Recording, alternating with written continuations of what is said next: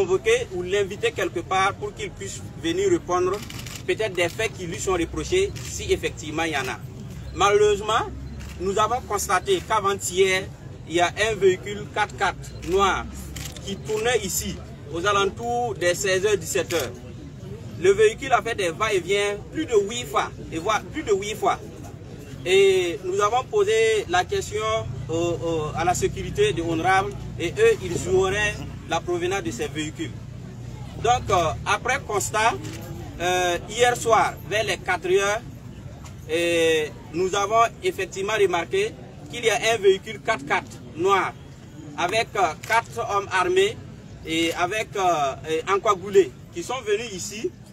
Ils croyaient que c'était l'heure à laquelle Honorable Issouf Nkiema quittait son domicile pour aller à la prière de Fagir, comme il avait l'habitude de le faire. Comme ils ont patienté en vain sans le voir, ils sont venus au niveau de la porte pour demander aux vigiles d'appeler Honorable Issouf Nkiema de sortir. Et les vigiles ont alerté les voisins pour comprendre ce qu'il y a. Et vu que les voisins ont été alertés, ils ont rebroussé chemin, c'est-à-dire qu'ils ont fui à vive allure. Nous ne savons pas qui sont ces derniers. Et nous sommes inquiets. Parce que Honorable Issouf Nkiema est notre leader.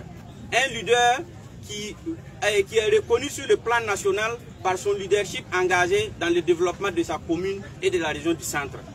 Donc on ne peut pas comprendre qu'il fut une grande autorité.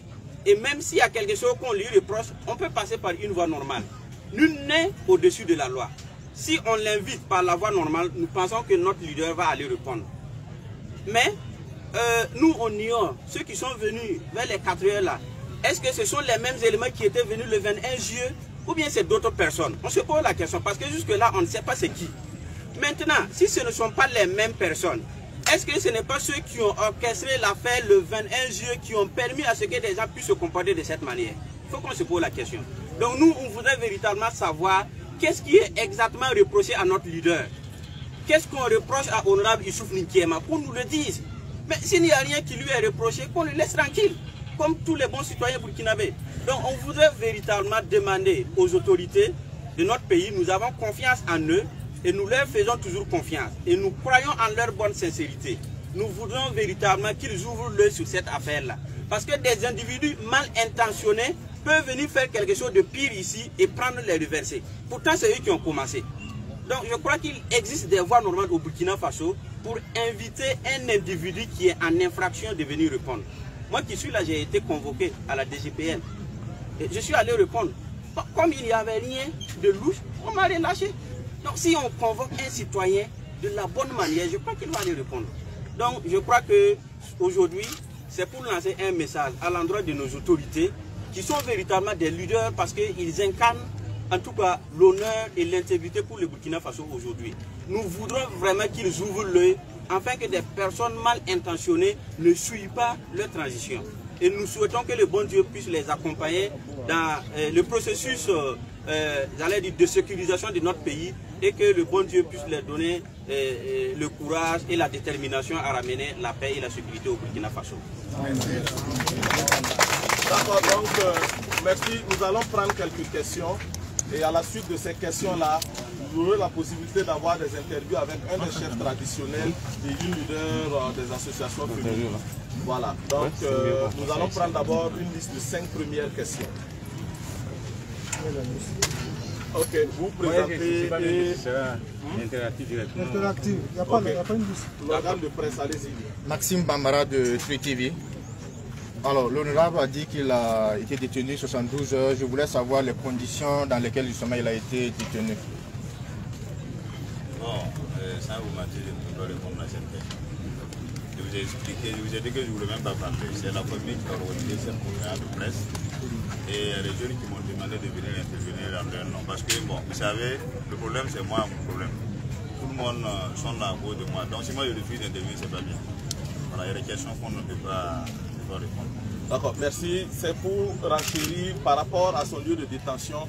On souhaite ne pas polémiquer autour de cette question parce qu'il y a des procédures en cours. Et par rapport à cela, on évite d'aborder les questions concernant cela.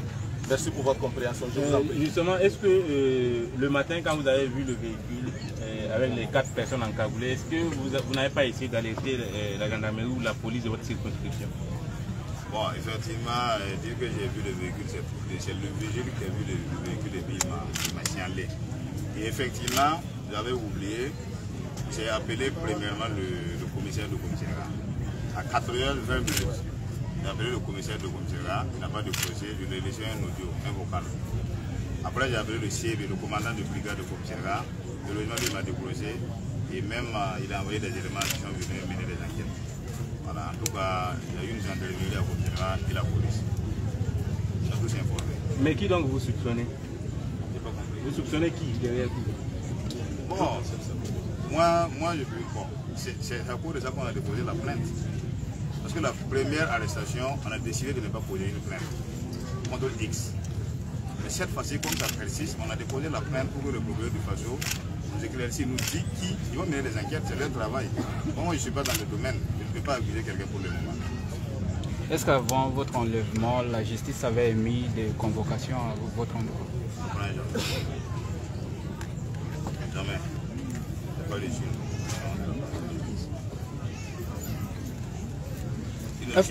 Est-ce qu'au moment du premier enlèvement, vous avez subi des sévices corporels? Non.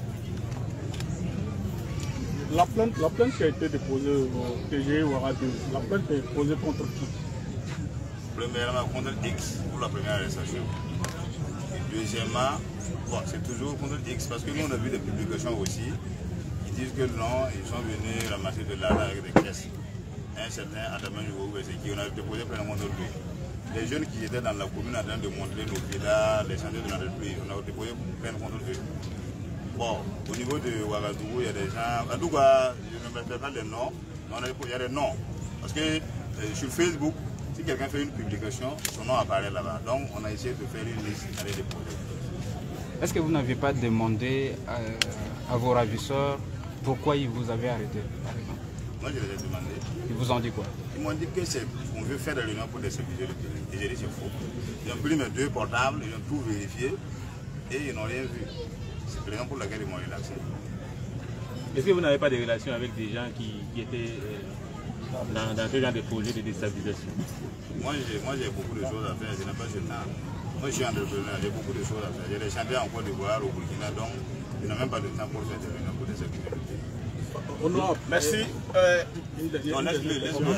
Honorable, bien avant vous, plusieurs autorités ont déjà été entendues, voilà, par des services très connus du pays.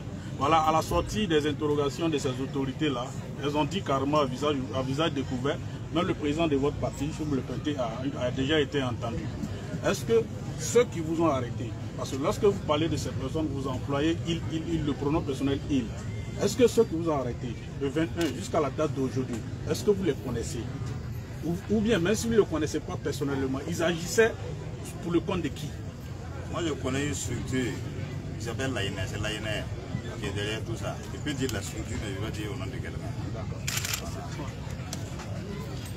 Honorable, c'est vrai, vous l'avez dit, mais aujourd'hui, quel est votre avis sur la conduite des nouvelles autorités? S'il vous plaît, cette conférence de presse n'a rien à voir avec la conduite de la transition et ni le processus en cours. C'est par rapport à l'arrestation de l'honorable Nikema et nous vous invitons à éviter des questions tendant à aborder la question des nouvelles autorités et autres. Le plus important actuellement, c'est la cabale qu'il y a autour de l'honorable Issouf Nikema.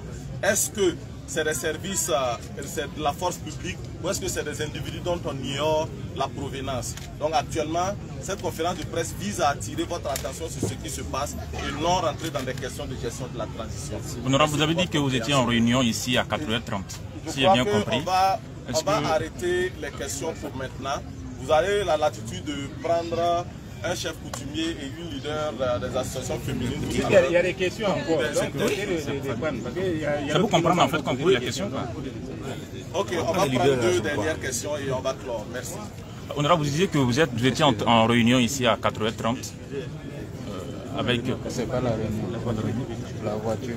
Si c'est donc pour c'est les moi qui ai réunions mal qui sont compris. tenues ici, c'est des réunions de collectivité. Comment on organise le quartier, c'est des réunions d'entreprise, c'est des réunions qui n'ont rien à voir. Bon, en fait, c'est le contenu de ma question. C'était de savoir, en fait, les réunions tournaient autour de quoi pour les réunions que vous teniez ici récurremment.